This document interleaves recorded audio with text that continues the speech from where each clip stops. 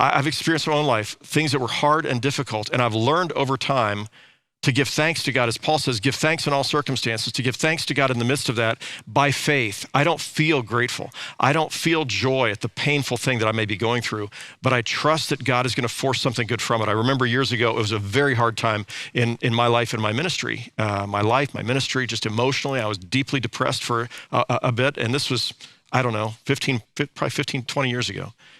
And I remember in the midst of that pain, knowing this thing that I know about how God works, I would take long walks and I'd just say, God, I don't know what you're going to do with this, but I'm giving it to you and I'm praying that you'll take and bring something good from it. And because of that, I'm going to give you thanks for it. I'm thanking you in advance for what I know you will do. And I think that's what this is when he says, consider it pure joy when you face trials or when you experience trials of many kinds. And the considering it pure joy is an act of faith, saying, I know that God can do something remarkable with this. I'm counting on the fact that you're going to do that, oh God. I'm going to give thanks in all circumstances. All right, so when I think about this, I think, it's not that we feel joy for the bad thing that happens or we're giving thanks for the bad thing that happens in itself. Jesus, you remember, at the night that he was arrested before he was crucified, he prays in the Garden of Gethsemane, Father, take this cup from me, yet not my will, but thy will be done. He didn't want to experience the suffering he was about to endure, but he also knew that God could take whatever that suffering was and do something redemptive with it. That's interesting. The psychologists today are figuring out what James was talking about 2,000 years ago. So this week I was reading a couple of articles in Frontiers in Psychology, and one of them, entitled A New Science of Suffering, said, everyone wants happiness and to avoid pain, but until we can overcome or transform suffering, happiness will continue to elude us. Pain or suffering is an inescapable part of life.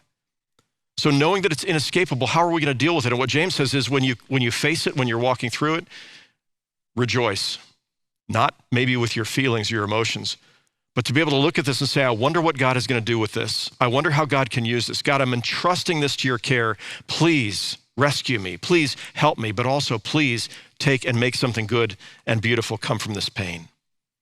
I'm thinking about another article that talked about the importance of finding meaning in your suffering. This is another psychological study that said that people who survive, and persevere through suffering find meaning in their suffering in advance. And it's not, again, that God made this happen for this other thing to happen. It's that I know that God is able to redeem the suffering that I'm experiencing. And so I know, as Paul says in Romans chapter 8, verse 28, that in all things God works together for good for those who love him and are called according to his purpose. And if I believe that, then I can give thanks for it in advance. I may not feel it, but I can choose to believe it. I can choose to trust that so I can rejoice in every circumstance. Paul in writing the Epistle to the Philippians, so he writes to them, and this is his epistle of joy, and he says, rejoice in the Lord always, and again I say rejoice. And you might say, well, yeah, that's easy for you to say, Paul, you're the Apostle Paul. You had a charmed life. Well, no, he didn't have a charmed life.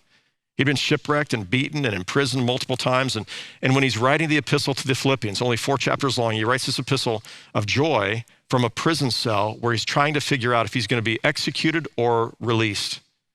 Right? And then I love this, as he starts looking for things to be grateful for in the midst of the suffering, he starts off, I think it's in chapter 1, and he says, I'm really grateful and I rejoice because, if I wasn't in prison right now, how would I have had the opportunity to preach to the prison guards the good news of Jesus? I mean, it's just remarkable, this choice of finding meaning in the suffering, looking to see how can God use me here or use this set of circumstances in my life today.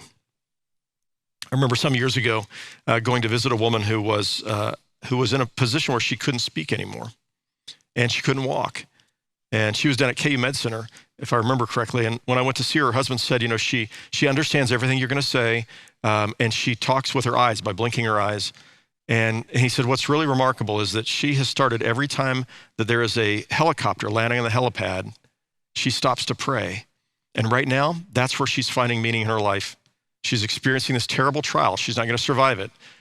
But every time she hears a helicopter land on the helipad, she pauses, closes her eyes, and I can tell she's praying for them because that is her mission now. When she can't walk and she can't talk, she can pray.